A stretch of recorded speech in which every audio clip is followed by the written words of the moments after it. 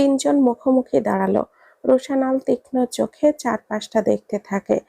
Raven গম্ভীর গলায় বলল, time হয়ে গেছে। পাচারকারীরা যে কোনো মুহূর্তেই গেটের পেছনে লোডিং জোনে চলে আসবে। নাইব নিঃশব্দে একবার চারপাশটা দেখে নিয়ে স্থির কণ্ঠে জিজ্ঞেস করলো, গার্ডদের কি অবস্থা? রেভেন তাচ্ছিল্য হেসে বলল, সবাই পয়সা খাওয়া লোক। পুলিশ না আসায় তাদের সুবিধাই হয়েছে। প্রয়োজন হলে সব কয়টাকে নিস্তব্ধ করে দিতে হবে। রোশানাল গম্ভীর স্বরে শুধালো, ইউনিট নেই, ব্যাকআপ নেই, অফিসিয়াল ফোর্স নেই। তিনজনেই সব সামলাবো। ভুল করার একদম সুযোগ নেই। রেভেন একটা দীর্ঘশ্বাস ফেলে বলল, আর দেরি করা যাবে না। ওরা ঢোকার আগেই আমাদের পজিশন নেওয়া লাগবে। রোশানাল মুখে মাস্ক পরে মাথায় ক্যাপ পরতে পরতে বলল, পুরো এরিয়ার সমস্ত সিসিটিভি অফ করেছিস তো? আমি কোনো রিস্ক নিতে চাই না। তুই একদম টেনশন করিস না। আমি আমার নিজস্ব লোক দিয়ে 2 ঘন্টা পূর্বে 3 কিলোমিটারের আন্ডারে যত সব সিসিটিভি আছে সবগুলো ডিসকানেক্ট করে দিয়েছি। নাইব দ্রুত মাথার হুডটা টেনে নিয়ে কানে ইয়ারপড পরে নিল। রেভেন ওয়াকি টকিটা কানেক্ট করে নিয়ে কোমরের বেল্টের সাথে আটকে নিল। কিছুক্ষণের মধ্যেই তিনজন ছায়ার মতো বন্দরের অন্ধকারের ভেতরে মিলিয়ে গেল। ঘড়ির কাঁটা একটু একটু করে এগিয়ে 1:30-এর কাছাকাছি এসে পৌঁছেছে। তিনজন ছায়ার মতো ছড়িয়ে গেছে পুরো এরিয়া জুড়ে। এমন সময় দূর থেকে ভারী ইঞ্জিনের শব্দ ভেসে এলো। রেভেন ফিসফিসিয়ে অকিটকিতে রিপোর্ট দিল, ওরা আসছে, রেডি থাক। রোশানাল কার্গো ক্রেনের আড়ালে এসে দাঁড়ালো, আর নাইব দাঁড়ালো কন্টেনারের পেছনের সরু গলিতে। ক্ষণকালের মধ্যেই ইস্ট ডকের গেটের পেছনে 3টা বড় কাভার্ড ভ্যান ঢুকলো। ভ্যানগুলোতে সাদা, অথচ একটাতে কোনো কোম্পানির নাম কিংবা সাইন পর্যন্ত নেই। চালকের পাশে বসে থাকা 2জন গার্ডের চোখে মুখে উপচে পড়ছে ভয়াবহ নিষ্ঠুরতার ছাপ। ভ্যানগুলো পরপর এসে থামলো নির্দিষ্ট জায়গায়। সাথে সাথে ভ্যানের দরজা খুলে একে একে নামলো 20 থেকে 25 জন লোক। সবাই মেশিন গানের হাতে সারিবদ্ধভাবে দাঁড়িয়ে আছে। রফিক সবার উদ্দেশ্যে নিচু গলায় বলল, সবাই সাবধানে থাক, মাল বেশি, কোনো রকম ভুল করা যাইব না। রফিক হচ্ছে এই দলের নেতা। ওর ইঙ্গিতেই আজ রাতের পুরো পাচার অপারেশনটা চলছে। মুখে কুৎসিত হাসি আর চোখে অমানসিক লোভ নিয়ে সে চারপাশটা তদারকি করছে। কয়েকজন এগিয়ে এসে ভ্যানের পেছনের দরজাটা খুলে দিল। মুহূর্তেই ভেতর থেকে কিশোরী মেয়েদের কান্না, দম বন্ধ হওয়া, গলা ভাঙা চিৎকার ভেসে এলো। কেউ কেউ অচেতন অবস্থায় পড়ে আছে, কেউ কেউ জড়সড় হয়ে বসে আছে, আবার কারো কারো শরীরে অজস্র আঘাতের দাগ জ্বলজ্বল করছে। রফিকের নেতৃত্বে সবাই এগিয়ে এসে টেনে হিঁচড়ে মেয়েগুলোকে ভ্যান থেকে নামানোর কাজ শুরু করলো।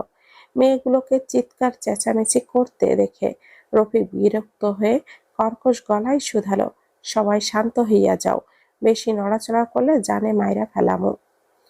এমন সময় রফিকের পেছনের কোনো একটা জায়গা থেকে হালকা ধাতব শব্দ ভেসে এলো। রফিক চট করে পেছনে ফিরে তাকালো, কিন্তু কিছুই নেই। স্বাভাবিকভাবেই ও আবারও নিজের কাজে মনোযোগ দিল। কিছুক্ষণের মধ্যেই পর পর কয়েকটা বুলেট এসে কয়েকজনের মনুষ্য অবস্থা ভেদ করে বেরিয়ে গেল। রক্ত ছিটকে পড়ল ভ্যানের গায়ে। ঘটনাটা অনাকাঙ্ক্ষিত এতই দ্রুত ঘটে গেল যে কোথা থেকে কি হলো কেউই বুঝে উঠতে পারল না। তার পরের মুহূর্তে সেম একই ঘটনা ঘটল। মুহূর্তের মধ্যেই চারপাশে বিশৃঙ্খলা সৃষ্টি হলো। মেয়েদের আত্মচিৎকার বেড়ে গেল। পাচারকারীরা বিভ্রান্ত একদিকে এদিকে সেদিকে ছুটতে শুরু করলো। মাত্র কয়েক মিনিটের ব্যবধানে পুরো এরিয়া জুড়ে রক্তের বন্যা বয়ে গেল। হঠাৎ ছায়ার মতো আক্রমণের তোপে এখন মাত্র হাতে গোনা কয়েকজন বেঁচে রইল।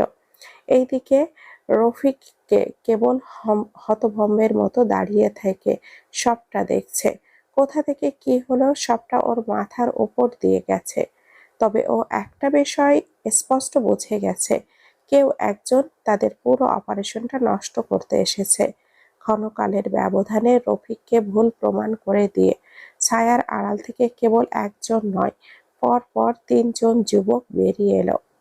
ওরা বের হয়ে আসতেই জীবিত থাকা পাচারকারীরা মুহূর্তের মধ্যেই ওদের উপরে আক্রমণ করলো। নাইভ, রেভেন ও রুশানল 3জনেই অনাকাঙ্ক্ষিত আক্রমণে প্রতিহত ও পাল্টা আক্রমণের জন্য প্রস্তুত ছিল। তীব্র গোলাগুলি আর ধস্তাধস্তি শুরু হলো, কিন্তু মাত্র কয়েক মিনিটের মাথায় আবার সব শেষও হয়ে গেল। পরিস্থিতি হাতের বাহিরে চলে যাচ্ছে দেখে রফিক ফ্যাকাশে মুখে, কাঁপা কাঁপা হাতে দ্রুত ফোনটা বের করে ডায়াল করলো মেরিন শিপিং কর্পোরেশন পরিচালক সালমান কবিরকে। সালমান ফোনটা ধরতেই রফিক হাঁপাতে হাঁপাতে বলল, স্যার, ঝামেলা হয়েছে। 3জন ছেলে আমাদের উপরে হামলা করেছে। এরা মানুষ না স্যার, এরা একটা দানব। আমাদের অর্ধেক লোক মাইরা মাটিতে পইড়ে আছে, আর বাকিদের অবস্থাও নাজেহাল। সালমান গর্জে উঠে বলল, কি বলিস? 3জন ছেলের কাছে তোরা হারতেছিস? তোরা কি মানুষ নাকি আবর্জনা? রফিক আতঙ্কে কাঁপতে কাঁপতে বলল, না স্যার, ওদের ফাইটিং স্কিল দেখলে আপনার নিজেরই বিশ্বাস হইব না। এদের ফাইটিং স্কিল একদম প্রশিক্ষিত কমান্ডারের মতো। কয়েক মুহূর্তের নীরবতা শেষে সালমান দাঁতে দাঁত চেপে একটা ভয়ঙ্কর গালি দিয়ে দিল, সব একটা দল। শোন রফিক, এই জাহাজকে সময় মতো রাশিয়ায় পৌঁছাতে হবে। যত লোক লাগে জোগাড় কর। প্রয়োজনে ওই 3টাকে খুন করে ফেল। আমি এখনই আসছি। রফিকের গলা শুকিয়ে গেল। ও কোনো জবাব দেওয়ার পূর্বেই সালমান কল কেটে দিল। রফিক মুখ তুলে তাকাতেই দেখল 3জনের একজন ওর দিকেই এগিয়ে আসছে। তার চোখ দুটো ভয়ঙ্কর হিংস্রতা জ্বলজ্বল করছে। মুখে মাস্ক থাকার কারণে চেহারা দেখা যাচ্ছে না। রফিক ভয়ে একটা শুষ্ক ঢোক গিলে চারপাশে তাকিয়ে দেখল ওদের দলের আর কেউ বেঁচে নেই। রফিক বেশ বুঝতে পারছে ওর নিজেরও শেষ সময় শীঘ্রই ঘনিয়ে আসছে। এইদিকে ট্রাকের ভেতরে যেসব মেয়েরা অজ্ঞান বা অর্ধমৃত হয়ে পড়ে আছে, নাইফ দ্রুত তাদেরকে মেডিকেল কিট দিয়ে প্রাথমিক চিকিৎসা শুরু করলো। কেউ কাঁদছে, কেউ ভয় পাচ্ছে, আবার কেউ এখনো ট্রমার কারণে কথাও বলতে পারছে না। নাইব শান্ত কণ্ঠে বলল, ভয় পেও না, তোমরা এখন সেফ। তোমাদের বাসায় পৌঁছানোর ব্যবস্থা করা হবে। রাত আরো ঘন হয়ে এসেছে। অন্ধকারটা যেন ক্রমশ জমাট বাঁধছে। সালমান কবির তড়িঘড়ি করে নিজের কালো BMW গাড়িটায় উঠে বসে। ওর মুখটা রাগে লাল হয়ে উঠেছে, চোখ দুটো দিয়ে জ্বলন্ত আগুন বের হচ্ছে। গাড়িতে বসা গাড়ির দরজা বন্ধ করতেই ড্রাইভার ভয়ে ভয়ে বলল, স্যার, কই যাইবেন? সালমান দাঁতে দাঁত চেপে গর্জে উঠে বলল, বন্দরের দিকে যাব, 1 ঘন্টার মধ্যে পৌঁছানো চাই। ড্রাইভার চুপচাপ গাড়ি স্টার্ট দিল। ইঞ্জিনের গর্জন রাতের নিস্তব্ধতাকে মুহূর্তেই ছিঁড়ে ফেলল। গাড়ি এগোতে শুরু করলে অন্ধকার রাস্তা ধরে চট্টগ্রামের বন্দরের দিকে। জানালার বাইরে লাইট পোস্টের আলো আর কালো রাতের ছায়াগুলো পেছনে ফেলে গাড়ি এগিয়ে যাচ্ছে দ্রুত গতিতে। গাড়ির পেছনের সিটে বসে থাকা সালমানের বুক ধড়ফড় করছে। ও ডান হাত দিয়ে কপালে জমে থাকা ঘাম মুছে নিল। তারপর ফোনটা বের করে কল দিল আইজি নাসের হায়দারকে। পরপর 2বার রিং হতে হতে কেটে গেল, কিন্তু কেউ ফোনটা রিসিভ করলো না। সালমান দাঁত চেপে নাসিরের উদ্দেশ্যে একটা ভয়ঙ্কর গালি ছুড়ে দিল। ডায়াল করলো ডিআইজি কামরুল ইসলামের নাম্বারে। টানা 3বার কল করার পরেও অপর প্রান্ত থেকে কোনো রেসপন্স আসলো না। তীব্র রাগে সালমানের গলা কাঁপছে, চোয়াল শক্ত হয়ে গেছে। এই মুহূর্তে নাসের আর কামরুল দুটোকে একসাথে জবাই করতে পারলে ওর শান্তি লাগতো। দরকারের সময় এই দুইটাকে একটাও খুঁজে পাওয়া যায় না। এদিকে গাড়ি অন্ধকার ভেদ করে দ্রুত গতিতে বন্দরের দিকে ছুটে চলেছে। মাথার ভেতর ঘূর্ণির মতো করে ঘুরপাক খাচ্ছে এটাই চিন্তা, জাহাজ যদি সময় মতো রাশিয়ায় না পৌঁছায়, কয়েকশো কোটি টাকা ডুবে যাবে, আমি বরবাদ হয়ে যাব। অন্যদিকে বন্দরের ভেতর ওই 3টা ছেলে ঠিক কতটা ধ্বংস চালিয়েছে এটাও ও জানে না। চিন্তার বাহিরে এমন অনাকাঙ্ক্ষিত ঝামেলা এখন কি করে সামলাবে ভাবতেই রাগে বিরক্তিতে যেন সালমানের মাথা ফেটে যাচ্ছে।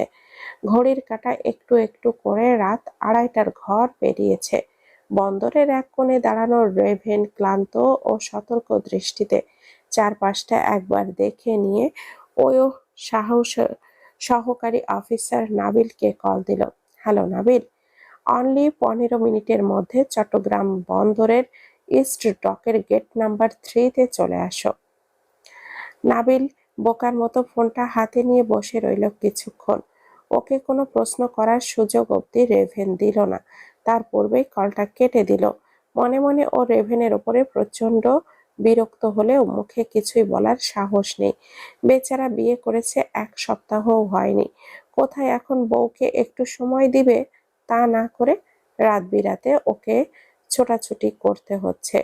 একটা বিরক্তির শ্বাস ফেলে নাবিল বন্দরে যাবার জন্য তৈরি হয়ে নিল। মিনিট 20-এর মাথায় নাবিলের গাড়িটা এসে থামলো বন্দরের গেটের সামনে। গাড়ি থেকে নেমে ও সোজা ভেতরে চলে গেল। কিছু দূর এগিয়ে যেতেই সামনে যে দৃশ্যটা দেখলো তাতে ওর চোখ কপালে উঠে গেল। এই সব কি? সমস্ত এরিয়া রক্তে ভেজা, এদিক সেদিক লাশ পড়ে আছে, মাটির উপর লাল রক্তে জমাট বাঁধা ধারা বয়ে চলেছে। কন্টেনারের নিচে নাবিলের গলা শুকিয়ে গেল। ওর নিঃশ্বাস বন্ধ করে সেদিকে তাকিয়ে রইল। হাত পা ইতিমধ্যে ঠান্ডা হয়ে গেছে। এত লোমহর্ষক দৃশ্য ও কোনোদিন একসাথে দেখেনি। তাছাড়া ও তো জানেও না এখানে আসলে হয়েছেটা কি। অজস্র অজানা প্রশ্ন ওর মস্তিষ্ককে ডুবিয়ে রাখলো। এমন সময় 3জন যুবক নিঃশব্দে এসে ওর পাশে দাঁড়ালো। নাবিল পাশ ফিরে তাকিয়ে দেখে রেভেনের সাথে 2জন যুবক দাঁড়িয়ে আছে। এদের একজনের মাথায় ক্যাপ আর অন্যজনের মাথায় হুডি টানানো। দুজনের মুখে মাস্ক থাকার কারণে তাদের তীক্ষ্ণ গভীর দৃষ্টি দুটো ছাড়া আর কিছুই দেখা যাচ্ছে না। নাবিল চোখ বড় বড় করে কিছুক্ষণে তাকিয়ে রইল ওদের দিকে। তারপর থমকে যাওয়া গলায় বলল, স্যার, এইসব এইসব কি?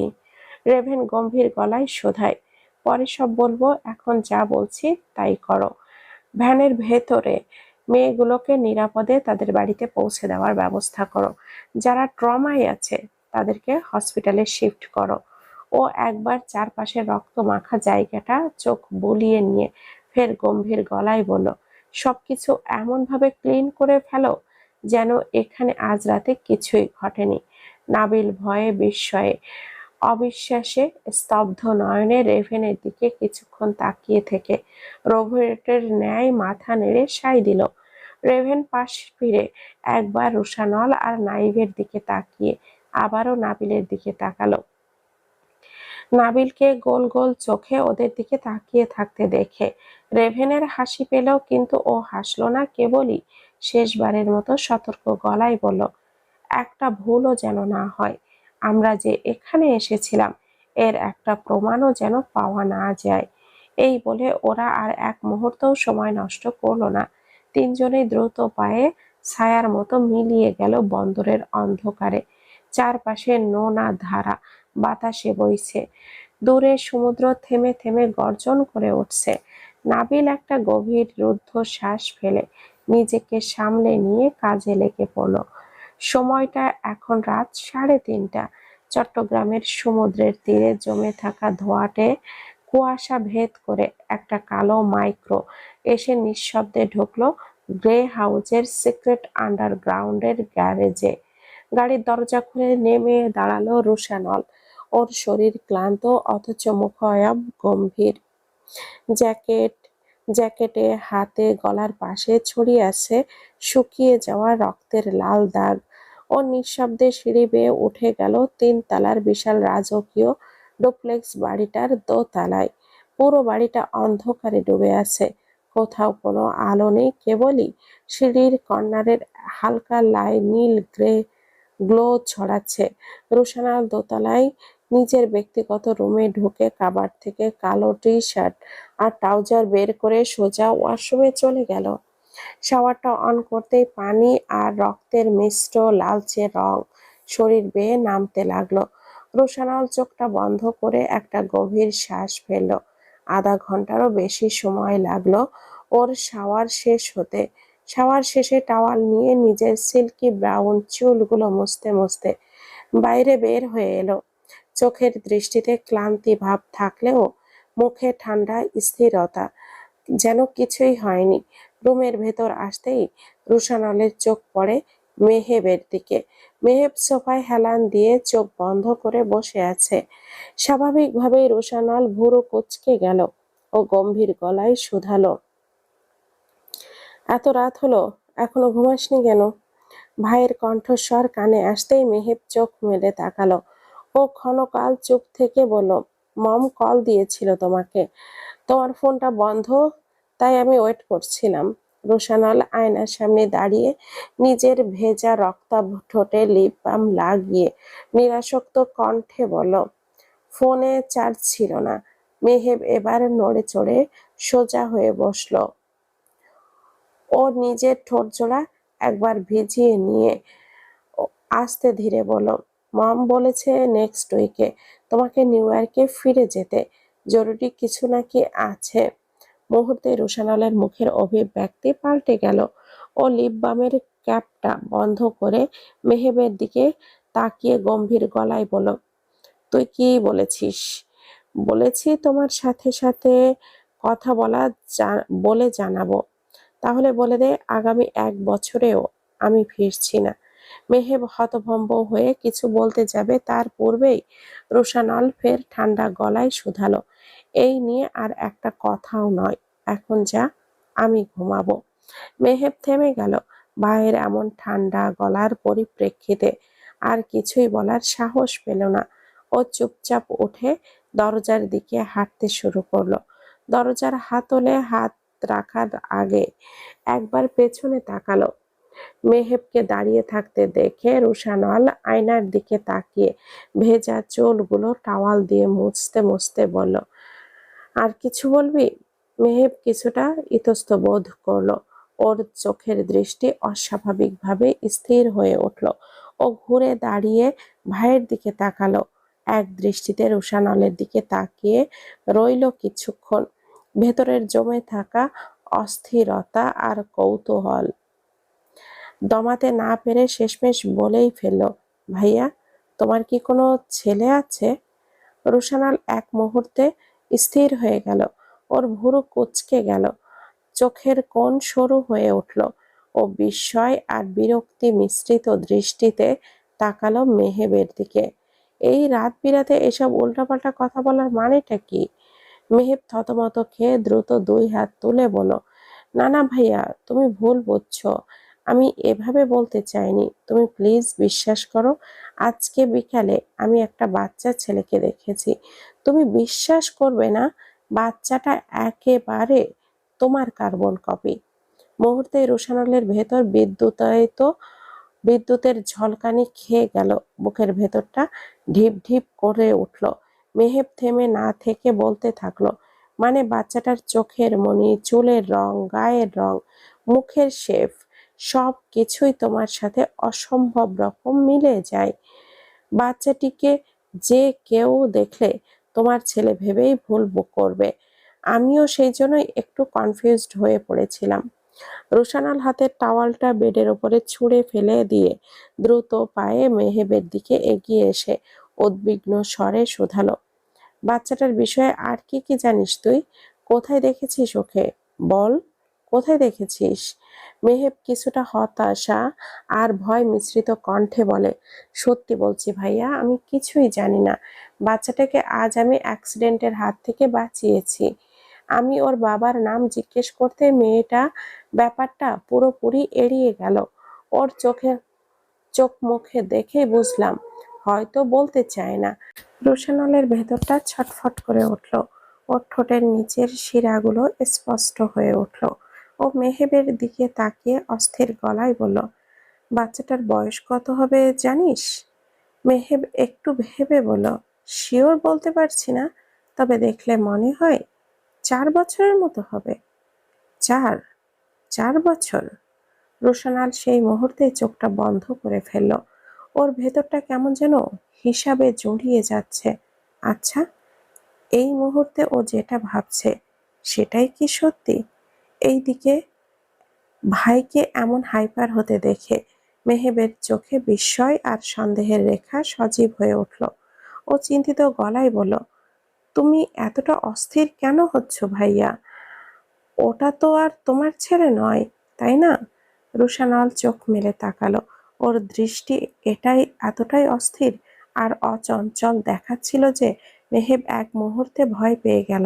রুশানাল মেহেবের থেকে দৃষ্টি সরিয়ে নিয়ে ঠান্ডা গলায় বলল, এই নিয়ে তোর মুখে যেন দ্বিতীয়বার একটা কথাও না শুনি। যা, ঘুমাতে যা। রুম জুড়ে একটা চাপা নিস্তব্ধতা বয়ে গেল। মেহেব কিছু বলতে যাচ্ছিল, কিন্তু ভাইয়ের দৃষ্টি দেখে আর সাহস পেল না। ও চুপচাপ মাথা নিচু করে রুম থেকে বেরিয়ে গেল। দরজাটা বন্ধ হতেই রুশানাল গভীর শ্বাস ফেলল। ও অস্থির আর এলোমেলো পায়ে বিছানার কিনারায় এসে বসল। ওর কপালে ঘাম জমে গেছে, শ্বাস প্রশ্বাস জড়িয়ে যাচ্ছে, হৃদস্পন্দন অস্বাভাবিক হারে বেড়ে গেছে। এই মুহূর্তে ওর মাথার ভেতর ঘূর্ণিপাকের মতো করে ঘুরপাক খাচ্ছে কেবল একটাই প্রশ্ন, ওই বাচ্চাটা ওই বাচ্চাটা কি সত্যিই আমার? রোশানাল ঠোঁট কামড়ে কিছু একটা ভাবল। মুহূর্তের মাঝেই ওর চোখের কোণ শক্ত হয়ে গেল। আজ সকালেই তো ও সোর্সকে বলেছিল পরবর্তী 24 ঘন্টার মধ্যে মধু আর তার বাচ্চার সম্পর্কে সমস্ত তথ্য কালেক্ট করতে, কিন্তু এতক্ষণেও সোর্সের থেকে কোনো রিপোর্ট আসেনি। এইদিকে ওর মস্তিষ্কের ভেতর চূড়ান্ত রকমের অস্থিরতা এসে জমা হচ্ছে। মাথার ভেতরটা যেন অসহ্য চিন্তায় ফেটে যেতে চাইছে। ও 2 হাত দিয়ে মাথার 2 পাশ চেপে ধরল।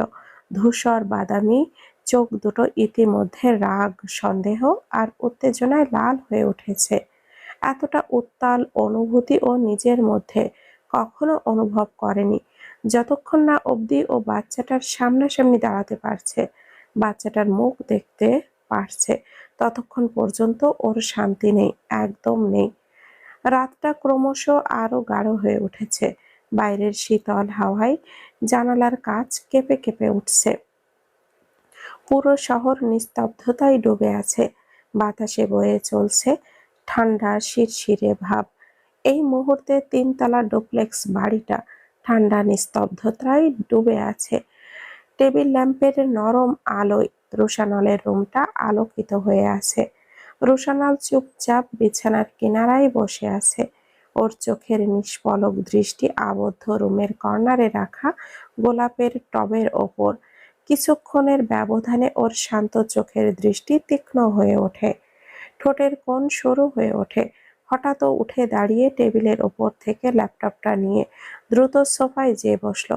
মিনিট খানিকের মধ্যে ল্যাপটপের স্ক্রিনে ঝলসে উঠল, সিকিউরিটি সার্ভার কানেক্টেড।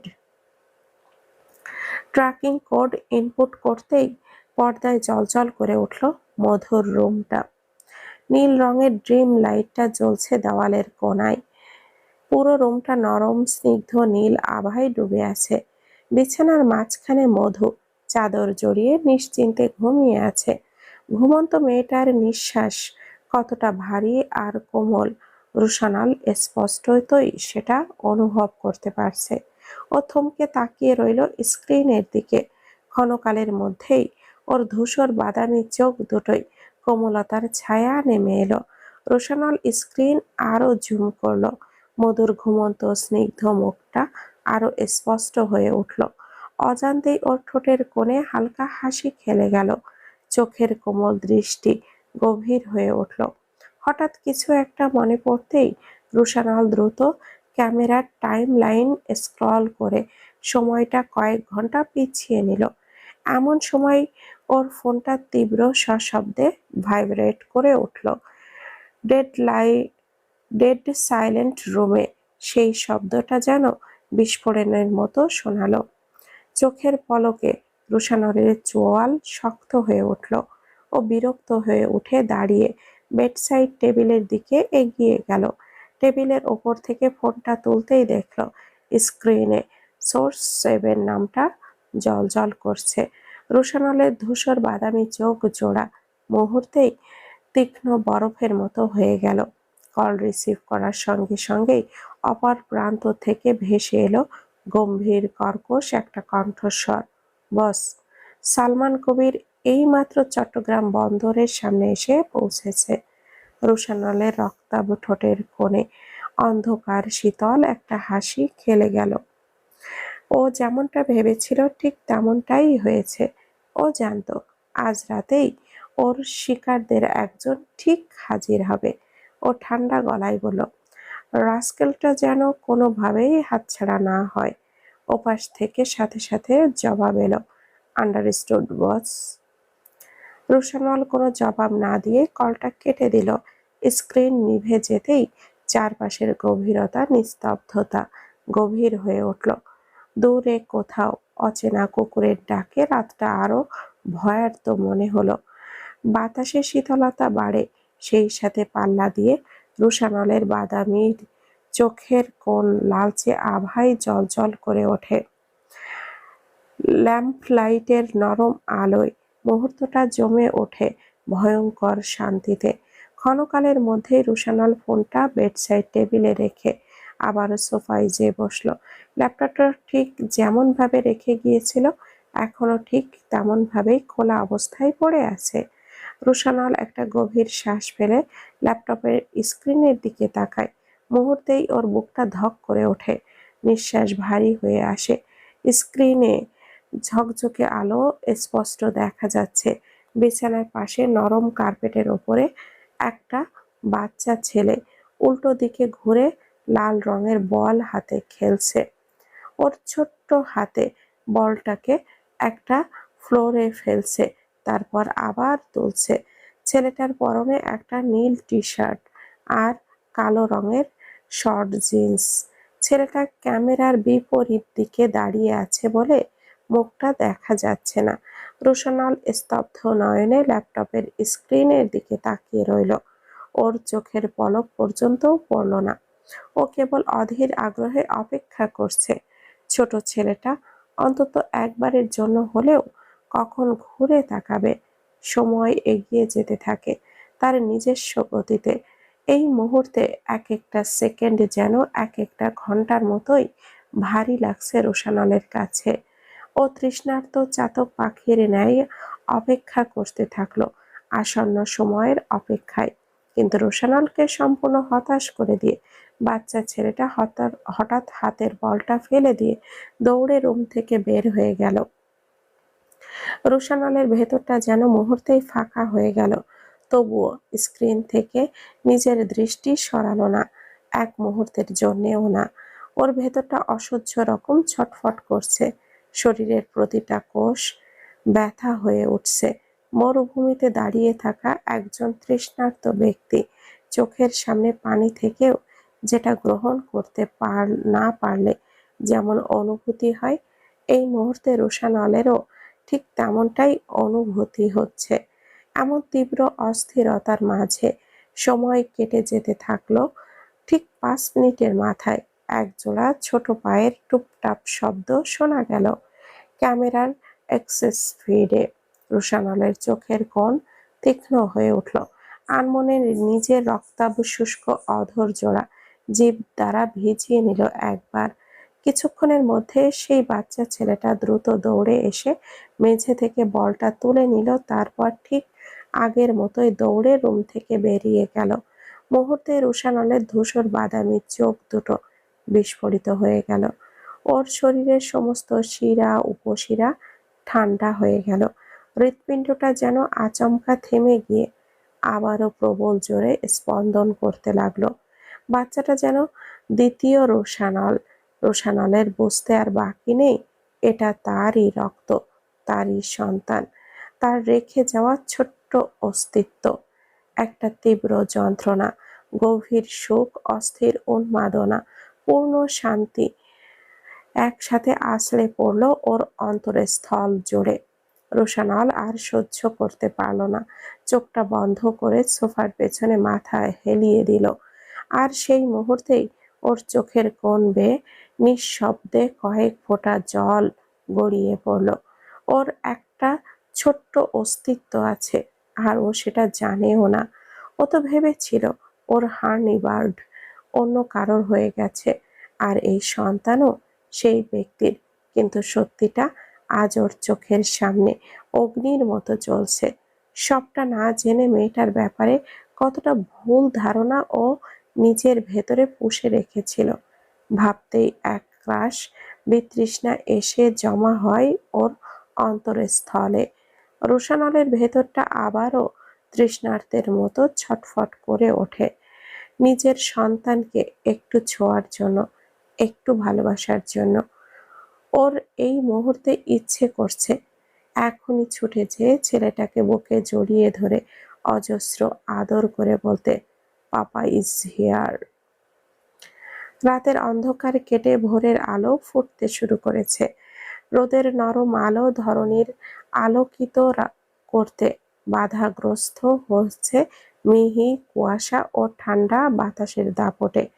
চট্টগ্রামের ব্যস্ত রাস্তায় অল্প কিছু গাড়ি, দুই একটা সিএনজি আর অল্প সংখ্যক মানুষের যাতায়াত শুরু হয়েছে মাত্র। বেলা যখন সকাল 7:30টায় এসে গেছে, ঠিক তখনই একটা কালো মার্সিডিজ এসে থামল নিটল স্টার একাডেমি স্কুল গেটের সামনে। গাড়ির কালো কাচ টিনেড হবার কারণে ভেতরে কি আছে সেটা দেখার কোনো উপায় নেই। ক্ষণকালের মধ্যেই গাড়ির কাচ নেমে যায়। মুহূর্তের মাঝে ড্রাইভিং সিটে বসে থাকা রোশানলের মুখটা স্পষ্ট হয়ে ওঠে। ওর ধূসর বাদামি চোখ দুটোই রাতজাগা ক্লান্তি, চাপা উত্তেজনা ও তীব্র অস্থিরতা জমে আছে। আজ প্রথমবারের মতো নিজের ছেলেকে সামনে থেকে দেখবে, ওকে বুকের মাঝে জড়িয়ে নিবে, এই আশায় রোশানল সকাল সকাল ছুটে এসেছে স্কুলের সামনে। আজ সকাল 6টার দিকে ওর সোর্স জানিয়েছিল মধু প্রায় 5 বছর আগে ওর বোনকে নিয়ে ঢাকা থেকে চট্টগ্রামে এসেছে। আগে একটা রেডিও স্টেশনে জব করত, কিন্তু এখন গ্রে কোম্পানিতে জব করে। ওর ছেলের বয়স 4 বছর। ছেলের অফিসিয়াল নাম জাফরান মির্জা, কিন্তু সবাই ওকে মেহরান বলে ডাকে। ওর স্কুলের আইডেন্টিটি পেপারসে মায়ের নাম লেখা শুধু মধু মির্জা, আর বাবার নাম ঈশান জাওয়াদ মির্জা। রোশানলের বুকটা তখনই কেঁপে উঠেছিল। গত রাতে সে এক নজরে দেখেছে বাচ্চাটাকে। সেই এক নজরেই রোশানল বুঝে গিয়েছিল মেহরান তারই রক্ত, তারই অস্তিত্ব। আর আজ সোর্স খবর দেওয়ার পর রোশানল পুরোপুরি নিশ্চিত হয়ে গেছে মেহরান ওর নিজের সন্তান। রোশানল কাজ নামিয়ে গেটের দিকে তাকিয়ে থাকলো স্থির নিঃশ্বাসে। ওর ইচ্ছে করে গাড়িটা গেট থেকে একটু দূরে দাঁড় করিয়েছে, যেন মধু কোনোভাবেই ওকে দেখতে না পায়। চারপাশের কোলাহল, বাচ্চাদের হাসি, যানবাহনের শব্দ, এই সব কিছুই এই মুহূর্তে রোশানলের পারিপার্শ্বিকতার বাহিরে। ও কেবলই অধীর আগ্রহে অপেক্ষা করছে কখন মধু ছেলেকে নিয়ে আসবে। ওর অপেক্ষা প্রহর কাটিয়ে মধু ছেলেকে নিয়ে এলো আরো আধা ঘন্টা পরে। মুহূর্তেই রোশানলের হৃদস্পন্দন বেড়ে গেল। ওর বুকের ভেতরটা কেমন করে উঠল। ধূসর বাদামি চোখ দুটোয় একরাশ কোমলতা খেলে গেল। মেহরানের মুখে মাস্ক ও মাথায় ক্যাপ থাকার কারণে ওর মুখটা দেখা যাচ্ছে না। মেহরানকে স্কুল গেটের সামনে দাঁড় করিয়ে মধু নিজে হাঁটু গেড়ে বসলো ওর সামনে। তারপর মেহরানের কপালে একটা চুমু দিল। সেই মুহূর্তেই রোশানলের বুকের ভেতরটা শিরশির করে উঠল। মধু ছেলের কাঁধে স্কুল ব্যাগটা জড়িয়ে দিয়ে বলে, বাবা, একদম দুষ্টুমি করবে না, লক্ষ্মী হয়ে থাকবে। ছুটির পর মামুনির সাথে বাসায় যাবে, ঠিক আছে? মেহরান মাথা নেড়ে সাই জানাতেই চাই। মধু উঠে দাঁড়ালো। বাচ্চা ছেলেটা ছোট ছোট পায়ে গেট পেরিয়ে ভেতরে চলে যেতেই মধু একটা রুদ্ধশ্বাস নিয়ে রাস্তার দিকে হাঁটতে শুরু করলো। এখান থেকে ও সোজা রেডিও স্টেশনে যাবে রেজিগনেশন লেটার জমা দিতে। ওখানকার কাজ শেষ করে যাবে গ্রে কোম্পানিতে। গতকাল ও কোম্পানি থেকে ছুটির জন্য অ্যাপ্লাই করেছিল, কিন্তু ওকে ছুটি দেওয়া হয়নি, বরং বলে দিয়েছে কাজ শেষে কোম্পানিতে চলে আসতে। মধু একটা রিক্সা ডেকে তাতে উঠে বসলো। রিক্সা এগিয়ে যেতে থাকলো রেডিও স্টেশনের দিকে। সময়ের সাথে সাথে রিক্সাটা মিলিয়ে গেল ব্যস্ত রাস্তায়। রোশানল শ্বাস আটকে তাকিয়ে রইল মধুর দিকে, যতক্ষণ না অবধি ওর চোখের আড়াল হয়ে গেল। মধু চলে যেতেই রোশানল চোখটা বন্ধ করে একবার গভীর শ্বাস নিল। আর এক মুহূর্ত দেরি না করে রোশানল গাড়ির দরজা খুলে নেমে গেল। হালকা ঠান্ডা বাতাস আর মুখে এসে লাগতেই ওর বুকের ভেতরটা কেমন করে উঠল। রোশানল দ্বিধাহীন পায়ে গেট পার হয়ে ভেতরে ঢুকে গেল। চারিদিকে অসংখ্য বাচ্চা কাচ্চা, অথচ রোশানলের চোখ খুঁজছে শুধু একটাই মুখ। রোশানল চারপাশ দেখতে দেখতে সামনে এগিয়ে যাচ্ছে। ওর ধূসর বাদামি চোখ দুটায় তীব্র উত্তেজনা জমে আছে। আরো কিছু দূর এগিয়ে যেতেই একটা কৃষ্ণচূড়া গাছের নিচে দাঁড়িয়ে থাকা ছোট্ট একটা ছেলের দিকে ওর চোখ পড়ে। মুখে মাস্ক, মাথায় ক্যাপ ও কাঁধে স্কুল ব্যাগ নিয়ে দাঁড়িয়ে আছে বাচ্চা ছেলেটা। রোশানলের নিঃশ্বাস থেমে গেল। বাচ্চাটার মুখের মাস্ক ও মাথার ক্যাপ থাকার পরেও রোশানলের চিনতে এতটুকু পরিমাণও ভুল হলো না যে ওটাই ওর ছেলে মেহরান। মুকুটহীন রাজপুত্রের মতো দাঁড়িয়ে আছে ওর সন্তান। ওর জীবনে কত বড় ঝড় তুলেছে এই ছোট্ট অস্তিত্বটা, সেটার কি কোনো হিসেব হয়? রোশানলের থেকে কিছুটা দূরত্বে দাঁড়িয়ে থাকা মেহেরান চুপচাপ তাকিয়ে আছে সামনের দিকে।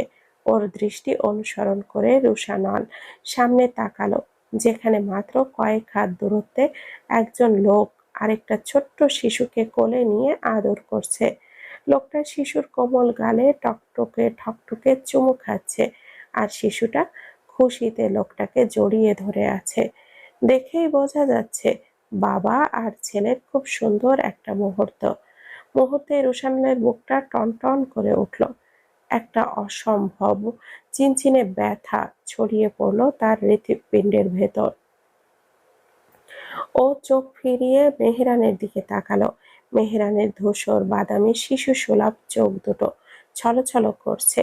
রোশানলের ভেতরটা ছটফট করে উঠল। এই কষ্ট, এই চোখের জল, এই অবহেলার যন্ত্রণা ওর শিশুর ভাগ্যে কেন থাকবে? আর এক সেকেন্ডও নিজেকে সামলাতে পারল না রোশানল। ও দ্রুত পায়ে এগিয়ে গিয়ে দুই হাতে ওকে কোলে তুলে নিল। কেউ একজন হঠাৎ এভাবে তুলে নেওয়ায় চমকে উঠল মেহেরান।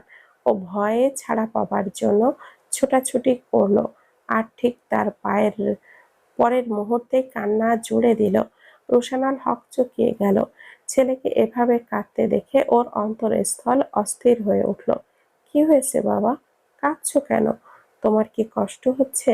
ব্যথা লেগেছে কোথাও? মেহেরান কান্নার মাঝেই রোশানলের মুখের দিকে তাকালো। রোশানলের গভীর ধূসর বাদামি চোখ দুটোর দিকে তাকিয়ে বাচ্চা ছেলেটা হঠাৎ কান্না থামিয়ে দিল। কিছুক্ষণ পর নিজের ছোট্ট হাত দুটো বাড়িয়ে মেহরান মোলায়েম কৌতূহল আর নিষ্পাপতার মিশ্রণে রোশানলের গালে হাত বুলিয়ে দিয়ে বলল, তুমি দেখতে আমার মতো। এই চারটা শব্দে রোশানলের পুরো পৃথিবী থেমে গেল। ও চোখটা বন্ধ করে ফেলল। ভেতরে জমে থাকা তীব্র ব্যথা, ভালোবাসা, আকাঙ্ক্ষা সব ছড়িয়ে পড়ল ওর সমস্ত শরীর জুড়ে। চোখ থেকে এক ফোঁটা জল নিঃশব্দে গড়িয়ে পড়ল ওর গাল বেয়ে। মেহেরান অবাক হয়ে বলল, আঙ্কেল, তুমি কাঁদছো কেন? তোমাকে কেউ বকা দিচ্ছে? রুশানল চোখ মেলে তাকালো। ওর ধূসর বাদামি চোখ দুটোয় লালচে আভা জমেছে। ও কোনো কথা না বলল না, শুধু হাত বাড়িয়ে মেহরানের মুখ থেকে মাস্কটা খুলে দিল। তারপর মাথা থেকে ক্যাপটাও খুলে নিল। ছোট্ট বাচ্চাটার নাম। নরম আদরে মুখটা সূর্যের আলোয় চকচক করে উঠল। রুশানাল আর নিজেকে সামলাতে পারল না।